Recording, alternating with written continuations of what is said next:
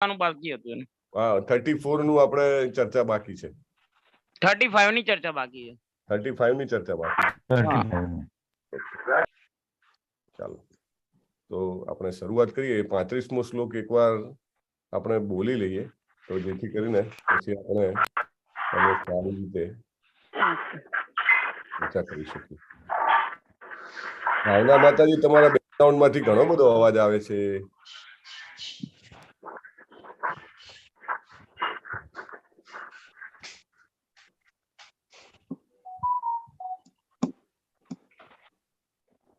ની ચર્ચા બાકી છે, રાઈટ પ્રભુ? અને શ્લોક પૂરો થઈ ગયો છે. ઓકે, ચાલો આપણે એકવાર એ શ્લોક બોલી તો લઈએ.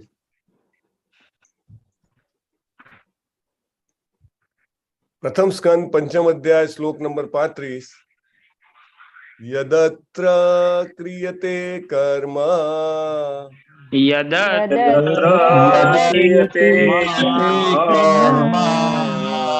ભગવત પરિતોષણમ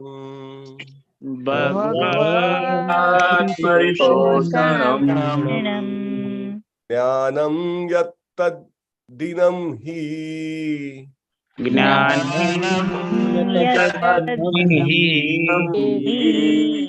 ભક્તિ યોગ સમન્વિતમ.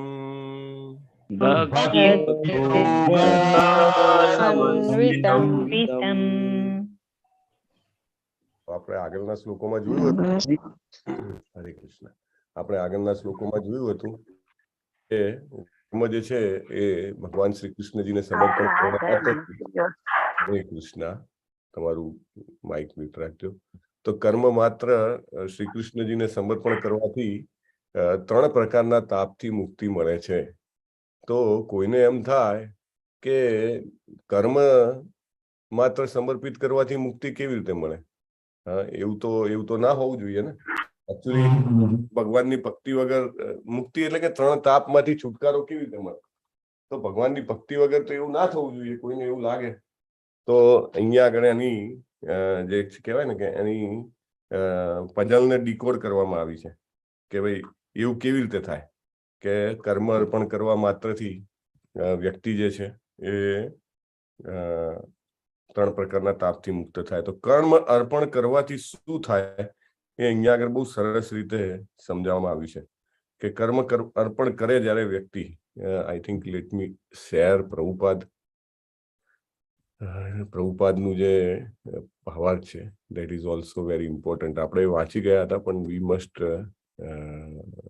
Go through when we are discussing. તો જ્યારે વ્યક્તિ પોતાનું કર્મો અર્પણ કરે છે ત્યારે એને ભગવાન, જેને કહેવાય ને કે અલગ પ્રકારનું એક જ્ઞાન આપે છે. જે જ્ઞાન કેવું છે? ભક્તિ યોગનું જ્ઞાન આપે છે. એટલે કર્મ અર્પણ કરવાને એ આખી પ્રોસેસ બહુ જ રિવોર્ડિંગ પ્રોસેસ છે. રિવોર્ડિંગ એટલે કે આપણને એક જ્ઞાન મળે છે. અનુવાદમાં પ્રભુપાદે કીધું હતું કે આ જીવનમાં ભાગવત કાર્યના સંતોષ માટે જે કંઈ કામ કરવામાં આવે છે તેને ભક્તિ યોગ કે ભગવાનની પ્રેમભરી ભક્તિમય સેવા કહે છે. અને જેને જ્ઞાન કહેવાય છે તે તેની આનુષંગિક બાબત બની જાય છે. એટલે જે ભક્તિ કરતો હોય એને સ્વાભાવિક રીતે એ જ્ઞાન જે છે એ પ્રાપ્ત થાય છે કે જે બીજાને ઘણા બધા ખાલી જ્ઞાની હોય કે ધ્યાન કરતો હોય તો એના માટે બહુ જ લેબોરિયસ પ્રોસેસ છે. લેબોરિયસ પ્રોસેસ મીન્સ કે ખૂબ જ મહેનતવાળી પ્રક્રિયા છે. પણ જે ભગવાનને કર્મો અર્પણ કરે છે એને સ્લોલી એને બહુ જ સરસ રીતે આ નોલેજ છે એ મળતું થઈ જાય છે. એટલે ધીમે ધીમે શરૂઆતમાં એવું હોય કે એનું ભક્તિ મિશ્રિત કર્મ હોય, એટલે કે કર્મમાં થોડી ભક્તિ હોય, બાકી મોટે ભાગે કર્મી હોય. પછી જેમ જેમ એ કર્મ સમર્પણ કરતો જાય, દાખલા તરીકે પોતાના કર્મોના ફળો જે છે એ ભગવાનને આપતો જાય, એમ એ વ્યક્તિ જે છે એ કર્મ મિશ્રિત ભક્તિ મિશ્રિત કર્મમાંથી આગળ વધીને કર્મ મિશ્રિત ભક્તિ તરફ આગળ વધે છે. પછી ભક્તિનું પ્રમાણ વધતું જાય છે એના જીવનમાં અને કર્મનું પ્રમાણ છે એ જાણે કહેવાય ને કે જે એવોઇડેબલ નથી એટલા માટે કરવું પડે છે એ લેવલ સુધી પહોંચી જાય છે. અને પ્રભુપાદ અહીંયા આગળ બહુ સરસ એક ઇમ્પોર્ટન્ટ પોઈન્ટ કહે છે કે ભક્તિ યોગ એ કર્મ અને જ્ઞાન બંનેથી આગળ છે. ભક્તિ યોગ જ્ઞાન અને કર્મથી સ્વતંત્ર છે. ઉલટું જ્ઞાન કે કર્મ ભક્તિ યોગને આધીન છે. પ્રભુપાદના શબ્દો જે છે એ બહુ જ ઇમ્પોર્ટન્ટ છે કે તમે ભક્તિ યોગ કરશો તો જ્ઞાન ઓટોમેટિક આવી જશે. ભક્તિ યોગ કરશો તો કર્મયોગ જે છે એ પણ ઓટોમેટિક આવી જશે. કારણ કે અલ્ટિમેટલી પર્પસ જે છે, એન્ડ પર્પસ એ સર્વ થાય છે. એન્ડ પર્પસ શું છે? તો શ્રી કૃષ્ણજીને સંતોષવા, રાઈટ? સંતુષ્ટિ હરિતોષણમ, રાઈટ? તો પ્રયત્નો બધા કર્મયોગ કે જ્ઞાન યોગ કે ધ્યાન યોગ કે અષ્ટાંગ યોગ એ બધા જે છે એનો અલ્ટિમેટ પર્પસ જો એવો ના હોય કે શ્રી કૃષ્ણજીને સંતોષ કરવા, તો પતન નક્કી છે. ધેન વ્યક્તિ ગમે તેટલી સિદ્ધિઓ, અષ્ટ સિદ્ધિઓ જે યોગમાં કીધી છે એને મેળવતો થઈ જાય, અથવા તો પુણ્યોના બળે એ આ જીવનમાં ઘણું બધું પ્રાપ્ત કરે અને મૃત્યુ પછી સ્વર્ગને પ્રાપ્ત કરે, છતાંય જો એના જ્ઞાનમાં, એના કર્મમાં, એના અષ્ટાંગ યોગમાં જો શ્રી કૃષ્ણજીની પ્રત્યે સમર્પણ, ભક્તિ ના હોય તો દેટ ઇઝ ટોટલ વેસ્ટ અને એનું પતન થવાનું સ્વાભાવિક બની જાય છે. પરિતોષણમ એટલે કે તુષ્ટિ હેતુ. આ શબ્દ બહુ જ મહત્વનો છે. પરિતોષણમ, પરિતોષણમ એટલે કે એમને સંતોષવાના છે. કોઈને આપણે શ્રી કૃષ્ણજીને જો પિક્ચરમાં નહીં લાવીએ તો આખી પ્રોસેસ જે છે એ પ્રોસેસ યુઝલેસ પ્રોસેસ છે. અત્રથી શરૂઆત થાય છે. યદ અત્ર, અત્ર એટલે કે આ જીવનમાં અને જગતમાં. ભગવત એટલે ભગવાનની, પરિતોષણમ એટલે કે એમની પોતાની સંતોષ માટે, તુષ્ટિ માટે. અને આ રીતે જયારે જીવનમાં ભગવાનની તુષ્ટિ માટે કાર્ય કરે છે ત્યારે એને ભગવાનના પ્રતિ દિવ્ય પ્રેમ, ભક્તિ પ્રગટ થાય છે. અને એકચ્યુઅલી એ દિવ્ય પ્રેમ પ્રગટ થવો ને એ જ જ્ઞાનનું લક્ષણ છે. બાકી બીજું બધું જ્ઞાન જે છે એ ફાલતુ જ્ઞાન છે. ફાલતુ જ્ઞાન એટલા માટે કે એ આપણને મિસગાઈડ કરે. કહેવાય ને કે મિસગાઈડેડ મિસાઇલ. ભલે ગમે તેટલી શક્તિ આવી ગઈ, ગમે તેટલું ધન આવી ગયું, ગમે તેટલી કીર્તિ આવી ગઈ, ગમે તેટલું આ દુનિયાનું જ્ઞાન આવી ગયું, પણ જો એમાં મારામાં ભગવાનને શરણાગતિ ના હોય તો એ જ્ઞાન જે છે એ મારા પતનનું કારણ બનશે. જે પણ કર્મ વ્યક્તિ ભગવાનને સમર્પિત કરે છે એ જ્ઞાનનું સાધન બની જાય છે. બરાબર? કોઈ પણ, દાખલા તરીકે તમે ખૂબ મહેનત કરીને ધન પ્રાપ્ત કરો છો અને એ ધન તમે જ્યારે ભગવાનની સેવામાં ઉપયોગ કરો છો ત્યારે ચોક્કસ 101% એવું કહેવાય છે કે તમને ભગવત ભક્તિનું જ્ઞાન પ્રાપ્ત થશે. ચોક્કસ. It helps. સ્લોલી તમારી કોન્શિયસનેસ ચેન્જ થાય છે. જેમ જેમ તમે તમારી ખૂબ જ મહેનત કે બુદ્ધિ કે નસીબના બળે પ્રાપ્ત થયેલું ધન હોય છે, જેમ જેમ તમે ભગવાનની સેવામાં લગાવો છો. કારણ કે કર્મના ફળો એટલે શું? આમ આ થોડું કડવું લાગે, આ કેવી રીતે થાય? અત્યાર સુધી તો એવું છે કે પૈસો તો કે બાંધીને, ચાટકે બાંધીને લઈ જવાનો છે, એને 1 રૂપિયો છૂટે નહીં. તો એટલે એવું કહી શકાય કે it is not like that. એને આપણે જેમ જેમ કરતા જઈએ છીએ ઇન્વેસ્ટમેન્ટ, એમ એમ આપણું જેને કહેવાય ઇન્ટરેસ્ટ વધતું જાય છે. ભગવાનને જયારે સમર્પિત કરવામાં આવે એટલે કે ભગવાનને જયારે સંતોષ આપવા માટે જે કંઈ પણ કર્મ થાય છે એનેથી ચોક્કસ જ્ઞાન પ્રાપ્ત થાય છે. ચોક્કસ. આધ્યાત્મિક જ્ઞાન જે છે એ નાની વસ્તુ નથી. કેમ બધા લોકો ભગવદ્ ગીતા, ભાગવતમના ક્લાસમાં એકાગ્રતાથી, શરણાગતિપૂર્વક ચર્ચામાં ભાગ નથી લઈ શકતા? કેમ બધા લોકો જે છે એમને એવો ઇન્ટરેસ્ટ ડેવલપ નથી થતો? This is a higher test. આપણે વાત થઈ હતી, હંસોનો ટેસ્ટ હોય એ હાયર હોય, એ કાગડાઓના ટેસ્ટ જેવો ના હોય કે જે ન્યૂઝપેપરમાં, મેગેઝિનમાં, ન્યૂઝ ચેનલ્સ પર, વોટ્સએપ, ફેસબુક નહીં ફાલતુ ચર્ચામાં એ બધામાં હોય તો સમજવું કે કયું તીર્થ છે? કાગડાઓનું તીર્થ છે. બરાબર ને? તો ભક્તિ યોગે સમન્વિત એટલે કે શ્રવણ કીર્તન રૂપી જે ભક્તિ જે છે એના એવું આપણને જ્ઞાન મળે છે. એકચ્યુઅલી ભગવાનની ભક્તિ જે છે, શ્રવણ, કીર્તન, સ્મરણ, આ બધું આ જે છે એ 3 મુખ્ય અંગોનો વિકાસ ત્યારે જ થાય છે કે જ્યારે વ્યક્તિ કોઈને કોઈ રીતે સાત્વતામ કૃપા એટલે કે ભક્તોની કૃપા મેળવે છે, પછી મહત સેવા કરે છે. નેક્સ્ટ સ્ટેપ પર પહોંચવું એ જરૂરી છે ને. કૃપા મળી પછી સેવા કરવી જોઈએ. સેવા કેવી રીતે થાય? તો પોતાના કર્મોનું ફળ જે છે એ અર્પણ કરીને સેવા થાય. લોકો એમ કે હાથ પગની સેવા એ સેવા છે, અથવા તો બીજી બધી અનેક પ્રકારની સેવાઓ કરીએ એ સેવા કહેવાય. એક બહુ મેં તમને સરસ દાખલો કીધો હતો ને કે સેવનમમાં ઇમ્પોર્ટન્ટ પોઈન્ટ આવે છે. સૌથી મહત્વની સેવા શરૂ થાય છે કેનાથી? શ્રવણમથી શરૂઆત થાય છે. ન્યૂ વૃંદાવન ધામ છે યુએસએમાં, ત્યાંથી કીર્તનાનંદ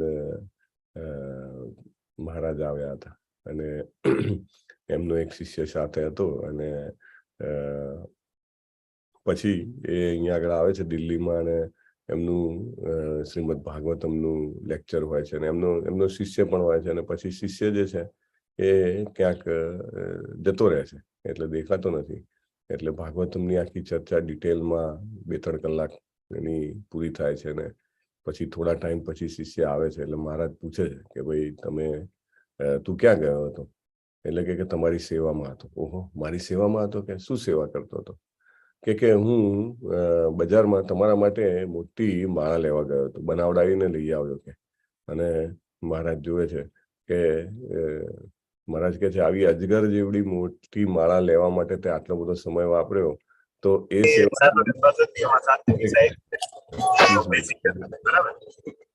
પ્લીઝ મ્યુટ યોરસેલ્ફ.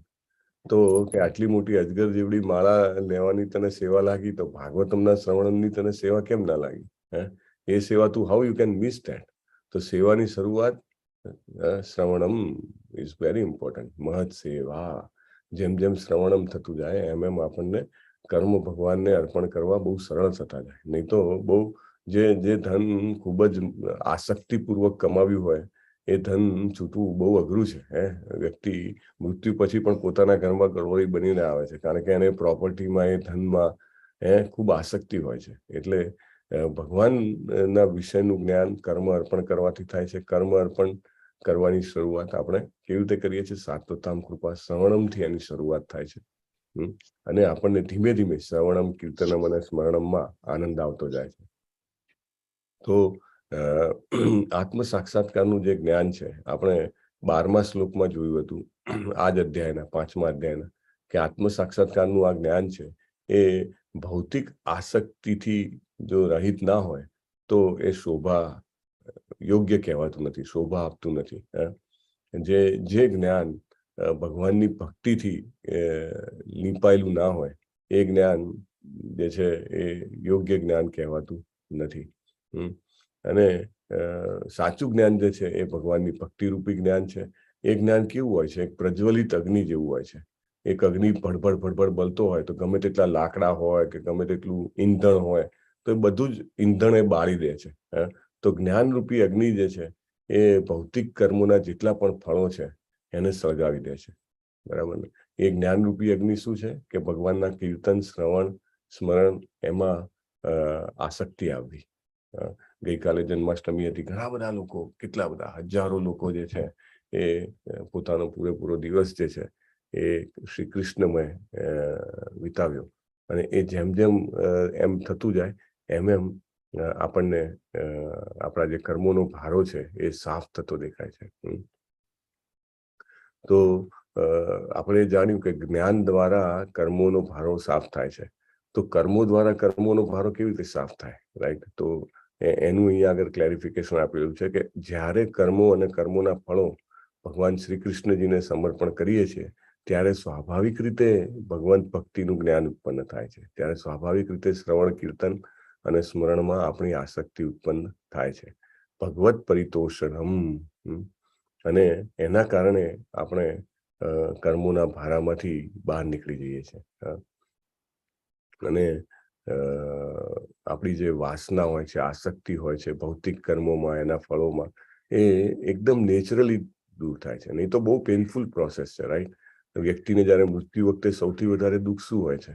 મૃત્યુ વખતે દુઃખ હોય છે કે હવે આ જે શરીર છે જેનાથી હું ઘણા બધા ભોગ ભોગવી શકતો હતો એ શરીર હવે છોડવાનું છે. પછી બીજું દુઃખ શું હોય કે જે ખૂબ મહેનતથી રહેલી સંપત્તિ છે એ સંપત્તિ હવે છોડવી પડશે. મારી જે પ્રોપર્ટી છે, ધન છે, છોડવું પડશે. એક બહુ સરસ પ્રભુ પ્રસંગ કહેતા હતા કે એક ભક્ત જે છે એને ખબર પડે છે કે એને બહુ મોટો રોગ છે. તો એ એકચ્યુઅલી એક રિકરિંગ ખાતું એને ખોલાવેલું. તો દર મહિને રિકરિંગ ખાતામાં થોડાક પૈસા જમા કરાવે. Every month he use to deposit. Right. બધાને ખબર છે કે પોસ્ટ ઓફિસમાં રિકરિંગ હોય ને બેંકમાં હોય ને, તો એનું બેંકમાં રિકરિંગ ખાતું હતું. He use to deposit every month something. અને જ્યારે એને ખબર પડી કે એને રોગ છે, તો એ દોડતો બેંકમાં જાય છે. હવે બેંકમાં પણ એક ભક્ત જ હોય છે. એ ભક્ત જ ત્યાં આગળ, એટલે ઓળખતા હોય છે બંને એકબીજાને. અને એ પણ જે કહેવાય ને કે ઓળખી જાય છે કે ભાઈ આ મારા ભક્ત મિત્ર આવ્યા. એટલે એને ખબર પડી ગઈ કે એને પૂછ્યું શું થયું, તો કે આવું થયું છે. તો કે મારા રિકરિંગ ખાતામાં કેટલા રૂપિયા જમા છે, જરા બેલેન્સ જોઈએ આપો ને. તો પેલા બીજા ભક્તને ખ્યાલ આવી ગયો કે આમની એન્ઝાયટી, ચિંતા શેના કારણે છે. એટલે એ પણ થોડા રમૂજી ભાવમાં એ આમ ટકાટક પેલું કોમ્પ્યુટરમાં ફટાફટ એન્ટ્રી કરી અને અંદરથી ડિટેલ શોધવાનો જાણે આમ પ્રયત્ન કરે છે. અને પછી છે કે કહે છે કે બોલો એકાઉન્ટ ફરીથી બોલો. ફરીથી નાખ્યું, પછી ચેક કર્યું, અને કંઈક મિસ્ટેક લાગે છે. ફરીથી ત્રીજી વાર કહે છે એકાઉન્ટ બોલો, તમે એકાઉન્ટ નંબર બોલો. એકાઉન્ટ નંબર બોલો, ફરીથી નાખ્યું. શું થયું કે કેમ તમે 3 વાર પૂછ્યું? તમારું તો બેલેન્સ 0 છે કે. અરે કેમ 0 છે કે તમે અત્યાર સુધી જમા કરતા હતા એ ખોટા એકાઉન્ટમાં તમે જમા કરતા હતા. અને પેલા ભક્તના તો એકદમ હોશ ઉડી જાય છે કે આવું કેવી રીતે થયું કે હું કેટલા વર્ષોથી દર મહિને જમા કરાવું છું ખોટા એકાઉન્ટમાં. અને પછી એમને યોગ્ય રીતે કહે છે કે જે એકાઉન્ટ જે છે આપણું ભક્તિનું એકાઉન્ટમાં આપણે આપણી જે ફળ હોય આપણા કર્મના એ જમા કરાવતા રહેવું જોઈએ. કારણ કે કયો દિવસ છેલ્લો દિવસ હશે એ આપણને ખબર નથી.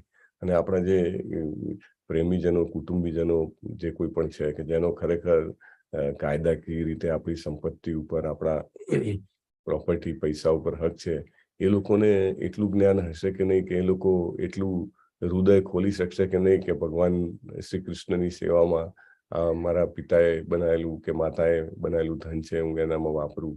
It may not happen, right. એટલે આજની ઘડી તે રળિયામણી. એટલે એમને કહે છે કે તમે રોંગ એકાઉન્ટમાં જમા કરાવ્યું હતું. અને પછી જ્યારે આફ્ટર સમ ટાઈમ હી ક્લેરિફાઈસ. એટલે એકચ્યુઅલી માત્ર, કારણ કે સ્વાભાવિક રીતે તમે જ્યાં જમા કરાવો ને પછી ultimately it will go to your hereditaries, right. એટલે વારસાગત સંપત્તિમાં જાય અને પછી એનો ઉપયોગ કૃષ્ણ ભાવનામૃતમાં થાય. એની વાત બહુ જ રેર છે, રાઈટ. તો જ્યારે આપણે આ કરશું ત્યારે આપણા આધિ ભૌતિક, આધિ દૈવિક, આધ્યાત્મિક ત્રણેય પ્રકારના કષ્ટોનું નિર્મૂલ થશે. કેવી રીતે નિર્મૂલ થશે? તો ભગવત ભક્તિનું જ્ઞાન મળશે. ભગવત ભક્તિનું જ્ઞાન શું છે? સ્મરણ, કીર્તન, સ્મરણમાં આસક્તિ. તો આ રીતે આખી પ્રોસેસ જે છે એ ઇમ્પોર્ટન્ટ છે. ઘણા બધા લોકોએ એવું જોયું છે કે બીજું કશું ના હોય નોલેજ, બસ કે મારે જેને કહેવાય કે મારે જે કર્મના ફળ છે મારે ભગવાન કૃષ્ણની સેવામાં વાપરવા છે, રાઈટ. પ્રભુ કહેતા હતા, એક ભાઈ આવ્યા તો આપણે ત્યાં મંદિર બને છે ને એમાં ગૌશાળા પણ બને છે મોટી. તો કે ગૌશાળા માટે મોટું દાન કરવું છે અને ખૂબ જ અશાંત અને એકદમ જેને કહેવાય ને કે એન્ઝાયટી વાળા, થોડી વાર પણ એક જગ્યાએ બેસી ના શકે. વાત ચાલતી હોય તો એને એમ હોય કે ક્યારે વાત પૂરી થાય ને હવે આગળ વધીએ, રાઈટ. અને આવ્યા પ્રભુએ અમને થોડુંક બતાવ્યું કે ભાઈ આવી રીતનું અમારું પ્લાન છે, આમ છે તેમ છે. હા બરાબર, તમે આ મારું દાન લઈ લો, બસ. દાન લઈ લીધું. પ્રભુ કે બરો. પ્રભુએ સરસ પ્રસાદ શ્રી રાધા ગોવિંદનો આપ્યો અને શિલા પ્રભુપાદના થોડા પુસ્તક આપ્યા. એમને આ વસ્તુ બહુ સારી લાગી. આહા, બહુ સરસ. પ્રસાદમ મળ્યો અને પ્રસાદમ પછી એમને પુસ્તકો મળ્યા શિલા પ્રભુપાદના. આવું તો મને અત્યાર સુધી કોઈએ કીધું જ નથી. મેં ઘણી બધી જગ્યાએ દાન આપ્યું, પણ આ રીતે ન કેવળ જેને કહેવાય ને શરીરની ભૂખ, પણ મનની ભૂખ ભાગવાનું પણ કંઈ મળ્યું. અને પેલું પુસ્તક પૂર્ણ પ્રશ્ન, પૂર્ણ ઉત્તરો, અને એ વાંચીને પાછા 2-3 દિવસમાં પાછા આવે છે કે જે સંતોષ થયો છે, જે ડાયરેક્શન. અને slowly that person changed, he gave a big donation. પણ કહેવાનો મતલબ એ છે જ્યારે કર્મના ફળો અર્પણ કરે છે ત્યારે વ્યક્તિને સ્વાભાવિક રીતે કૃષ્ણજી ભક્તિનું જ્ઞાન આપવા માટે હેલ્પ કરે છે, રાઈટ. અને ધેટ્સ હાઉ એની જે જર્ની છે એ જર્ની આગળ વધે છે, આધ્યાત્મિક જર્ની. પૂર્ણ પુરુષોત્તમ સાથેનો પોતાનો નિત્ય સંબંધ સમજવા માટે શક્તિમાન બને છે. આપણો એમનો શું સંબંધ છે? સેવ્ય અને સેવકનો. અને એની ખાતરી થાય છે. પહેલા સમજે, પછી એની ખાતરી થાય. અને ભગવાનની પવિત્ર સેવા દ્વારા નિરાકાર બ્રહ્મ, એટલે કે બ્રહ્મ, પરમાત્મા અને ભગવાન, એ ત્રણ સ્ટેજનું રિયલાઇઝેશન થાય છે. અને પુરુષોત્તમ યોગ વડે વર્તમાન દૈવિક જીવનમાં પણ વ્યક્તિને પૂર્ણત્વ પ્રાપ્ત થઈ શકે છે. આપણને ઘણા બધા, એટલા બધા ભક્તો જોવા મળે કે જે આપણને એવું લાગે કે ખરેખર એ એમનું નેક્સ્ટ પગલું સીધું ગોલોક ધામ જ હોઈ શકે, બીજું કઈ હોય જ ના શકે. એવી રીતે પ્રભુપાદે કીધું હતું ને કે not fuse. I mean, not tens, not hundreds, not thousands. Lakhs of people will come to Krishna consciousness and then ultimately reach to Golok Dham. પ્રભુપાદે કીધું તું ઘરે ઘરે કૃષ્ણ ભાવનામૃત પહોંચવું જોઈએ. શિલા જયપતાકા સ્વામી ગુરુ મહારાજનો ગઈકાલનો વ્યાસ પૂજાનો લેટર છે. આજે કયો દિવસ છે ઇમ્પોર્ટન્ટ? કોણ કહેશે? નંદોત્સવ. નંદોત્સવ. શ્રીલા પ્રભુપાદનો આવિષ્કાર દિન, આવિર્ભાવ દિન. જન્મદિવસ. નંદોત્સવ છે અને એ જ દિવસે શિલા પ્રભુપાદનો જન્મ થયો, આવિર્ભાવ. આવિર્ભાવ દિવસ, રાઈટ. 1896 આઈ થિંક એ એમનો જન્મ દિવસ છે. એટલે આજે વ્યાસ પૂજા થાય. પ્રભુપાદે એવી સરસ સિસ્ટમ ગોઠવી છે કે ગુરુના જન્મ દિવસે વ્યાસ પૂજા થાય. જનરલી બીજે બધે ગુરુ પૂર્ણિમાના દિવસે થતી હોય છે. એઝ પર બ્રહ્મમધ્વ ગૌડી સંપ્રદાય શિલા પ્રભુપાદની જે સિસ્ટમ છે એમાં જે ગુરુનો જન્મ દિવસ હોય એ દિવસે વ્યાસ પૂજા થાય. વ્યાસ પૂજાના દિવસે શું હોય? વ્યાસ પૂજાના દિવસે સવારથી ચાલુ કરીને શિલા પ્રભુપાદનો વ્યાસ પૂજા છે તો એમના બહુ સરસ જેને કહેવાય કે એમને પૂજન થાય. પછી દરેક ભક્તો પોતાનું ઓફરિંગ કરે. ઓફરિંગ એટલે કે પોતાના શબ્દોમાં. તો શબ્દોમાં શિલા પ્રભુપાદની જેને કહેવાય ને કે પ્રાર્થના કરે અને વર્ણન કરે. તો જયપતાકા સ્વામી ગુરુ મહારાજ જે છે એમને લખ્યું હતું કે તમે મને 1969 અને એમાં અને 1975 એમને તો બધું ડાયરીમાં નોંધી રાખેલું હોય ને. આપણે પણ આ સરસ આદત છે રાખવી જોઈએ, આધ્યાત્મિક ડાયરી. હે ને, કેવી રીતે આપણે આધ્યાત્મિક, દાખલા તરીકે યાત્રામાં ગયા, પછી અહીંયા આગળ આ ક્ષેત્રમાં દર્શન કર્યા, ધર્મ ક્ષેત્રમાં આ ભક્તો સાથે કર્યું, આ અભિષેકમમાં ભાગ લીધો. જોવું એટલે એ પણ અભિષેક જોવો હોય કે નાની, બધાને શક્ય છે તમે જુઓ. No, not everybody can sit for hours and just see the abhishekam, right. એટલે આ લાભ મળ્યો, આ વાંચવા મળ્યું, આ સાંભળવા મળ્યું, લાઈક ધેટ. તો જયપતાકા સ્વામી ગુરુ મહારાજ લખે છે કે તમે મને કીધું હતું કે કૃષ્ણ ભાવનામૃત અત્યારે એવું લાગે છે, કારણ કે એ વખતે એમના લગભગ 120 સેન્ટર હતા ઇસ્કોનના, તો કે અત્યારે એવું લાગે છે કે એ ટેમ્પલ્સમાંથી થઈ રહ્યું છે. પણ એક ટાઈમ એવો આવે કે જ્યારે ઘરમાંથી દરેક વ્યક્તિ જે છે પોતાના ઘરમાંથી કૃષ્ણ ભાવનામૃત જે છે એનું પાલન કરતો હોય. એટલે અને ગુરુ મહારાજ લખે છે કે એ દિવસ આવી પહોંચ્યો છે. અત્યારે ઘરેથી કૃષ્ણ ભાવનામૃતનું પાલન થઈ રહ્યું છે.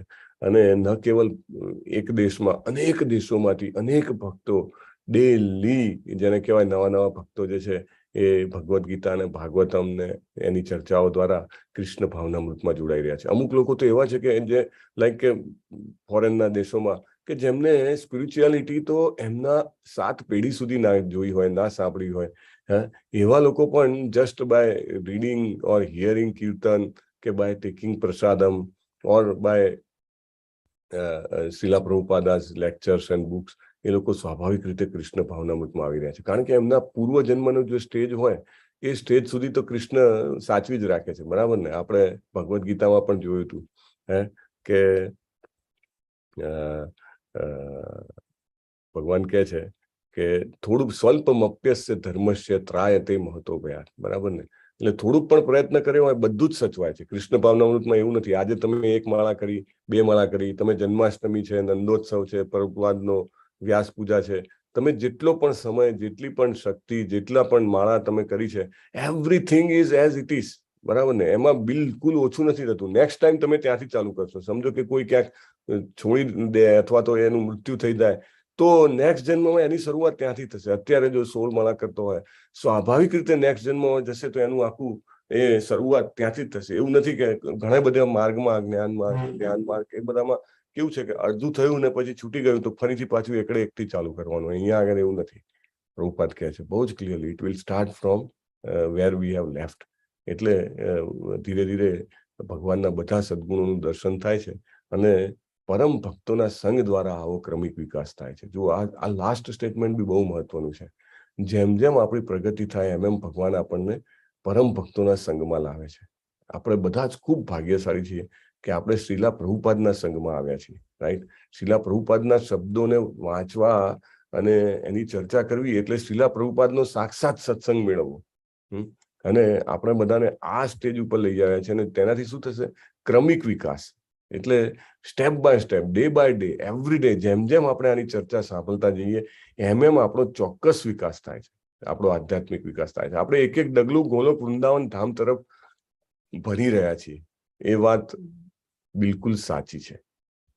જેમ જેમ આપણે આને કરી રહ્યા છીએ. દાખલા તરીકે પરીક્ષિત મહારાજે 7 દિવસ સુધી આ કથા સાંભળી અને એ ગોલોક ધામમાં પહોંચી ગયા. 7 દિવસ 7 રાત. We can not sit like that, right? 24/7/7. So it is very rare. પણ આપણે પણ નિત્યમ કરીએ તો ચોક્કસ આપણને સુખદેવ ગોસ્વામી મહારાજનો આશીર્વાદ પ્રાપ્ત થશે. ચાલો, let us move forward. Shloka number 36. Okay, I don't have, so let us do one thing. 36મો શ્લોક આપણે વાંચીશું. પ્રથમ સ્કંદ પંચમ અધ્યાય, શ્લોક નંબર 36.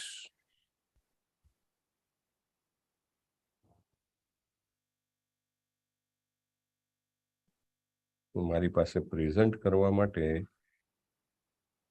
એની ફાઇલ નથી. ગ્રુપમાં પ્રભુજી મેં લાસ્ટ ટાઈમ મોકલેલો હતો. Very good. ચાલો, આ સારું કર્યું તમે. સેકન્ડ પાર્ટ બાકી જે મોકલી દઉં છું. હા, તો તરત થઈ જશે, એટલે મારે પછી એમાં શોધવું નહીં પડે.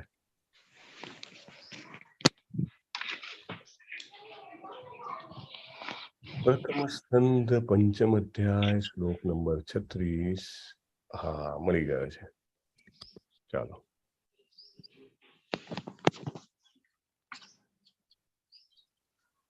થેન્ક્સ ટુ અમરીશ પ્રભુ. આપણે બધા ઉચ્ચાર કરીશું. પ્રથમ સ્કંદ પંચમ અધ્યાય, શ્લોક નંબર 36, શ્રીમદ ભાગવતમ. કુર્વાણા યત્ર કર્માણી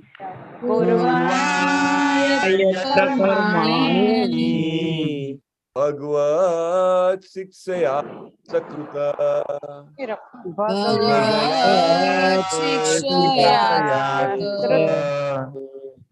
ગુણંતિ ગુણનામાની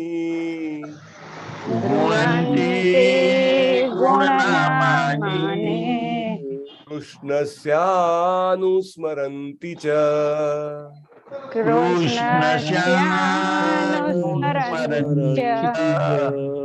કુર્વાણા યત્ર કર્માણી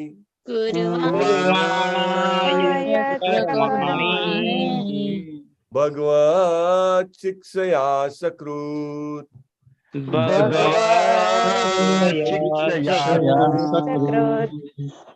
ગુણંતિ ગુણનામાની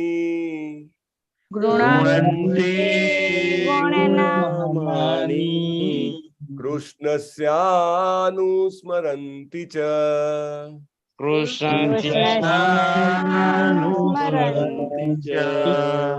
કુર્વાણા યત્ર કર્માણી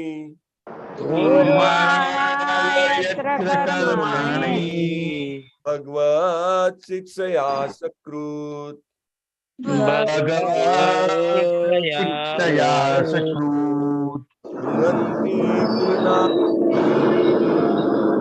ગુણંતિ ગુણનામાની કૃષ્ણસ્યાનુસ્મરન્તિ ચ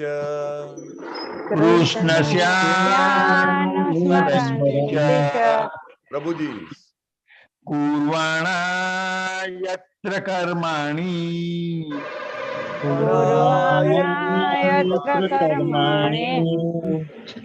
ભગવત શિક્ષયા સકૃત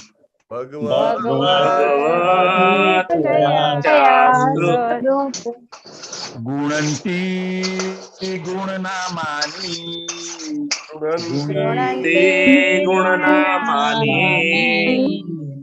કૃષ્ણસ્યાનુસ્મરન્તિ ચ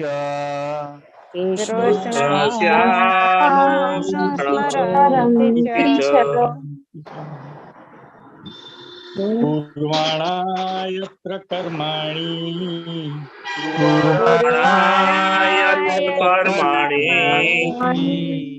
ભગવત શિક્ષા भगवती शिक्षया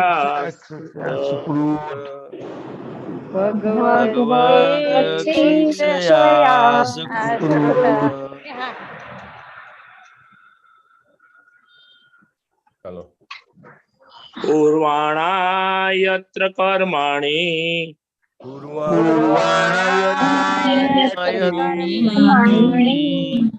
ભગવત શિક્ષયા સકૃત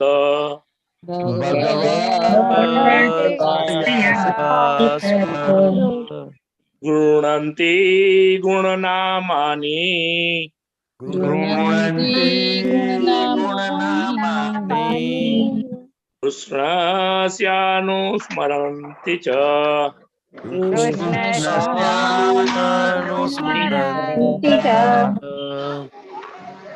પૂર્વાણા યત્ર કર્માણિ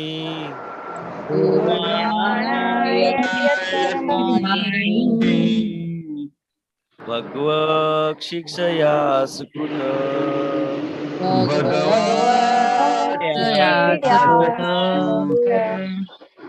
ગુણંતિ ગુણનામાની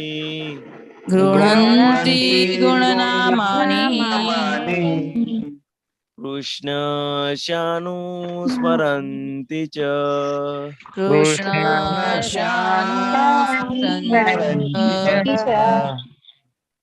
कुर्वाणा यत्र कर्माणि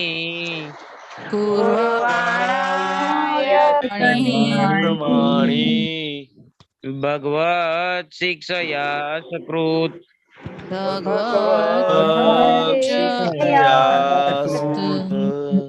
गृह्णन्ति गुणनामानि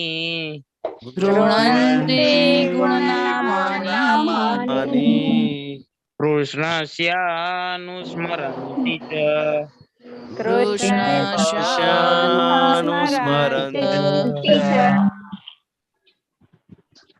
ચાલો માતાજી कुर्वाणा यत्र कर्माणि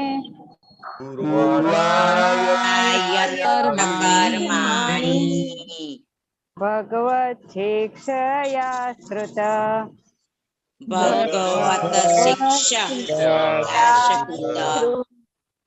गृह्णन्ति गुणनामानि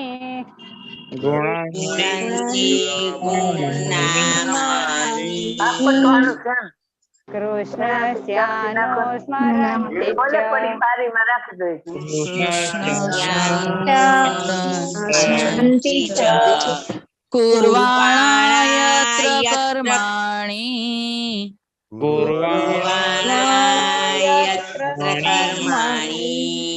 भगवत् शिक्षया सकृत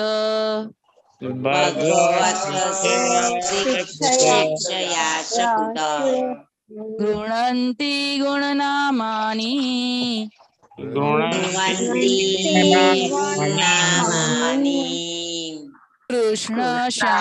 कृष्णस्यानुस्मरन्ति च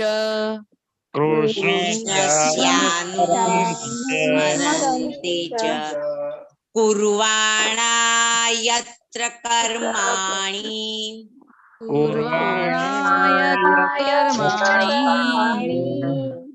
भगवत शिक्षया सुकृत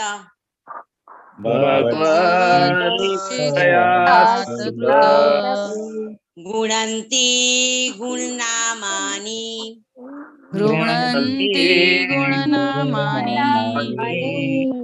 कृष्णस्यानुस्मरन्ति च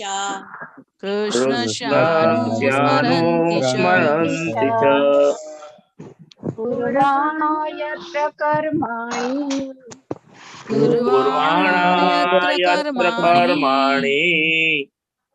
भगवत् शिक्षया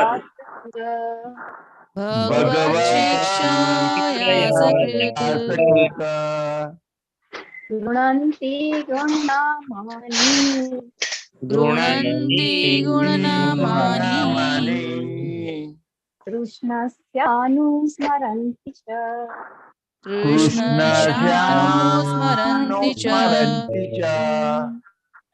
कुर्वाणा यत्र कर्माणि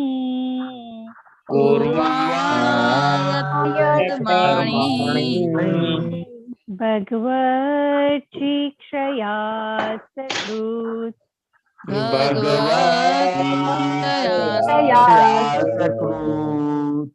ગૃણંતિ ગુણનામાની ગૃણંતિ ગુણનામાની કૃષ્ણસ્યાનુસ્મરન્તિ ચ કૃષ્ણસ્યાનુસ્મરન્તિ ચ કુર્વાણા યત્ર કર્માણિ કુર્વાણાય શિક્ષ્યાસ્કૃત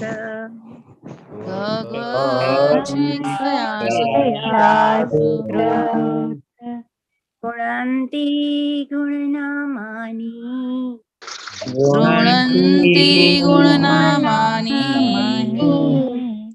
કૃષ્ણસ્યાનુસ્મરन् કૃષ્ણસ્યાનુસ્મરન્તિ ચ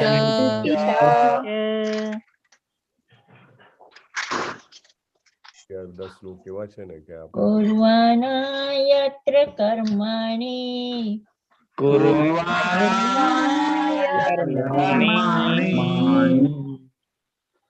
ભગવત્વત્શિક્ષયા સકૃત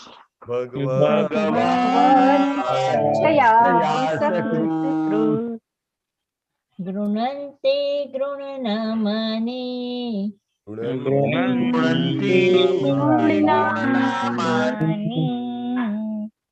કૃષ્ણસ્યાનુસ્મરન્તિ ચ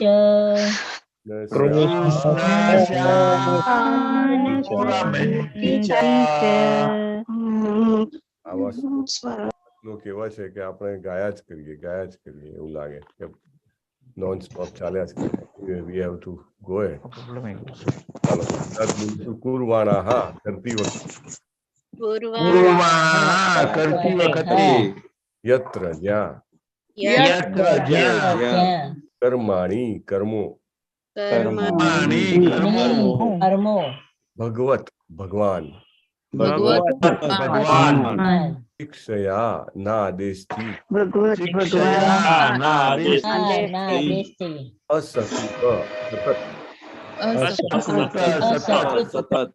ગૃણંતિ ગ્રહણ કરે છે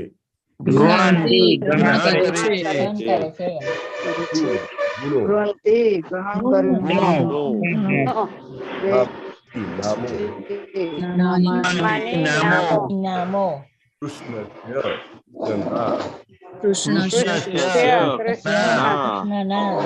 અનુસ્મરણ હંમેશા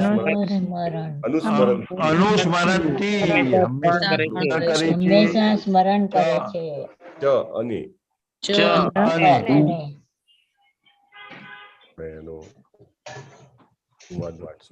પૂર્ણ પુરુષોત્તમ પરમેશ્વર શ્રી કૃષ્ણના આદેશ પ્રમાણે કર્મો કરતી વખતે વ્યક્તિ સતત તેમનું અને તેમના ગુણ તથા નામોનું સ્મરણ ચિંતન કરે છે. એટલે એમના ઓર્ડર પ્રમાણે કામ કરવાનું છે, રાઈટ? નોટ આપણે જેને કહેવાય ને કે મારી મરજી પ્રમાણે એમ કરવું, એવું નહીં. ચાલો ભાવાર્થ વાંચો. Let us see who can read. હા, આરતીજી વાંચો. હરે કૃષ્ણ. તમે ગઈકાલે વાંચવાના હતા, તમે વાંચી નહોતા. હરે કૃષ્ણ પ્રભુજી. હરે કૃષ્ણ. યસ. ભાવાર્થ. ऐसी भक्ति वेदांत स्वामी श्री श्रीला प्रभुपाद द्वारा भावार्थ श्री श्रीला प्रभुपाद की जय. એક નિષ્ણાંત ભક્ત પોતાના જીવનને એવી રીતે ઘડે છે કે આ જીવન માટે કે પછીના જીવન માટે કર્મો કરતી વખતે તે સતત અવિરત ભગવાનના નામ, કીર્તિ, ગુણ વગેરેનું સ્મરણ ચિંતન કરી શકે. ભગવાનનો આદેશ ભગવદ ગીતામાં સ્પષ્ટપણે આપેલો છે. મનુષ્ય જીવનના સઘળા ક્ષેત્રોમાં માત્ર ભગવાનને માટે જ કર્મ કરવાનું છે. જીવનના દરેક ક્ષેત્રના માલિક ભગવાન છે. વૈદિક ધર્મ વિધિ પ્રમાણે ઇન્દ્ર, બ્રહ્મા, સરસ્વતી અને ગણેશ જેવા દેવોની ઉપાસનામાં પણ પ્રથા એ છે કે યજ્ઞેશ્વર અર્થાત યજ્ઞના નિયંતા તરીકે વિષ્ણુની સ્થાપના કોઈ પણ સંજોગે થવી જ જોઈએ એવો શાસ્ત્રાદેશ છે કે અમુક હેતુ માટે અમુક દેવની પૂજા કરવી જોઈએ. છતાંય કર્મને સાધ્ય કરવા માટે વિષ્ણુની હાજરી તો અનિવાર્ય છે. આવા વૈદિક કર્મોને બાજુએ રાખીએ તો પણ આપણા સામાન્ય વ્યવહારોમાં, આપણા ઘરકામમાં કે વેપાર ધંધામાં આપણે આપણા બધા કર્મોનું ફળ તો પરમ ભોગતા શ્રી કૃષ્ણને અર્પણ કરવાનું છે. ભગવદ્ ગીતામાં ભગવાને પોતાને સર્વ વસ્તુના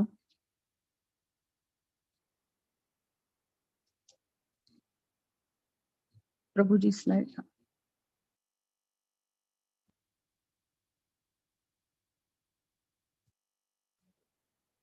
સર્વ વસ્તુના પરમ ભોગતા, દરેક ગ્રહના સ્વામી અને દરેક જીવના પરમ સખા તરીકે ઓળખાવ્યા છે.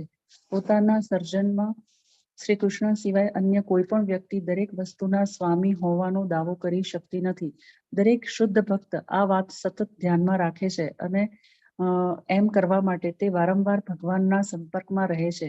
ભગવાન અને તેમના નામ એમ ગુણ વગેરે એકરૂપ છે અને તેથી ભગવાનના સતત સંગમાં રહેવું એટલે વાસ્તવમાં ભગવાનના સંસર્ગમાં રહેવું એવો અર્થ છે. આપણી કમાણીનો અડધાથી વધારે ભાગ 50%થી ઓછો નહીં તેટલો ભગવાન કૃષ્ણના આદેશનો અમલ કરવામાં ખર્ચાવવો જોઈએ. આપણે આપણો નફો આ કાર્યમાં આપવો જોઈએ. એટલું જ નહીં પરંતુ બીજાઓને આ ભક્તિ માર્ગનો ઉપદેશ આપવાની વ્યવસ્થા પણ કરવી જોઈએ, કારણ કે તે પણ કૃષ્ણનો એક આદેશ છે. ભગવાન નિશ્ચિતપણે એમ કહે છે કે સમગ્ર દુનિયામાં ભગવાનના ગુણગાનનો ઉપદેશ આપવાનું કામ જે સતત કરે છે તેનાથી વધારે પ્રિય ભગવાનને બીજું કોઈ નથી. ભૌતિક જગતની વૈજ્ઞાનિક શોધને પણ તેમના આદેશનું પાલન કરવામાં નિયોજી શકાય. ભગવાન ઈચ્છે છે કે ભગવદ્ ગીતાના ઉપદેશનો પોતાના ભક્તોમાં પ્રચાર થાય. જેમના મનમાં દાન, દયા, શિક્ષણ વગેરે માટે આદર નથી તેમને આવો ઉપદેશ ભલે ન અપાય. તેથી અનિચ્છાવાળા લોકો ભગવાનના ભક્ત બને તે માટેના પ્રયાસ સતત થવા જોઈએ. આ બાબતમાં ભગવાન ચૈતન્યએ એક અત્યંત સરળ પદ્ધતિ શીખવી છે. તેમણે નાચી ગાઈને અને મનોરંજન કરીને આધ્યાત્મિક જ્ઞાનનો ઉપદેશ આપવાનો પાઠ શીખવ્યો છે. તેથી આપણી અડધી આવકના આ હેતુ માટે ખર્ચવી જોઈએ.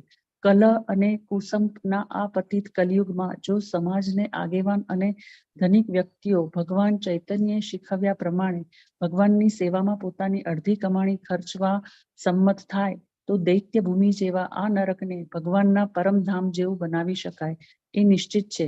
જ્યાં ભગવાનનું સરસ કીર્તન ગાન અને મનોરંજન પીરસાતું હોય તેવા કાર્યક્રમમાં ભાગ લેવા કોઈ નાસંમત નહીં થાય. આવા કાર્યક્રમમાં દરેક વ્યક્તિ ભાગ લેશે અને દરેક જણને ભગવાનની દિવ્ય હાજરીનો વ્યક્તિગત અનુભવ જરૂરી થશે. ભગવાનનો સંગ કરનારને આમ કરવાથી જ સહાય થશે અને દિવ્ય અનુભૂતિ માટે તે શુદ્ધ થશે.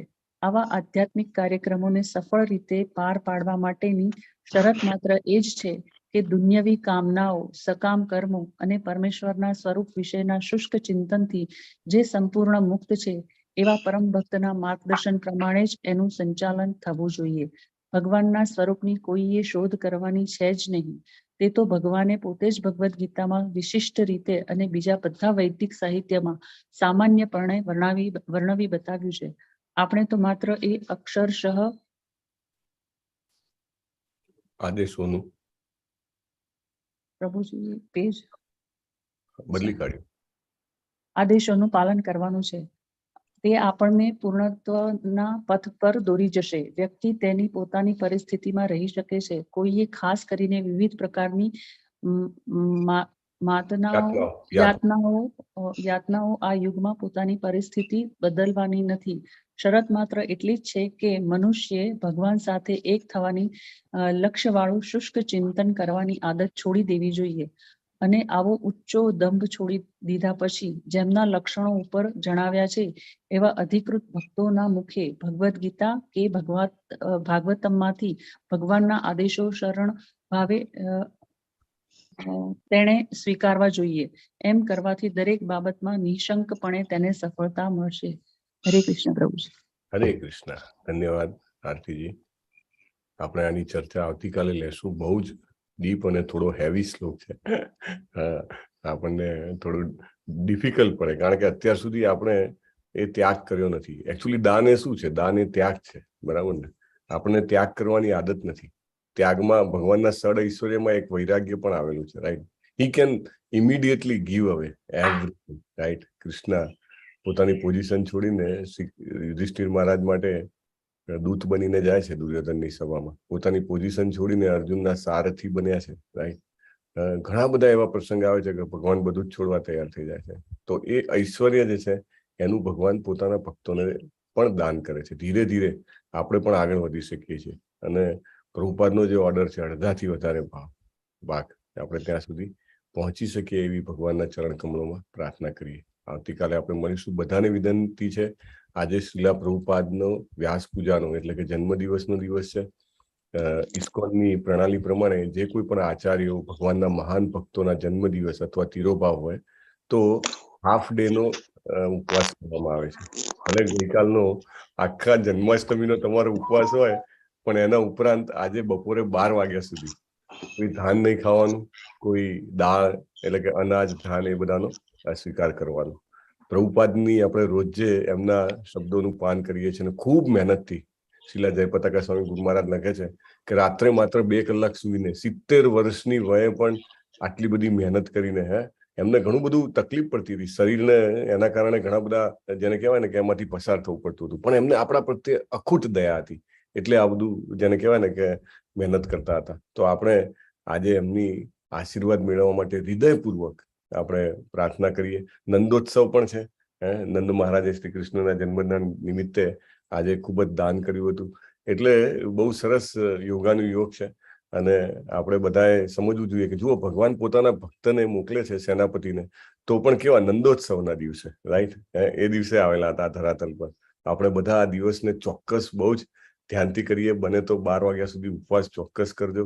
શ્રીલા પ્રભુપાદને આપણે પ્રાર્થના કરીએ કે આપણને પણ ભગવદ્ ગીતા અને ભાગવતમમાં અખૂટ શ્રદ્ધા આપે અને એમના જે આદેશો જે છે, જે આજે જ જે વાંચ્યો છે બહુ હેવી છે, આપણે એને આપણા જીવનમાં અક્ષરશઃ ઉતારવાનું માટે સફળ થઈએ એવી પ્રાર્થના કરીએ.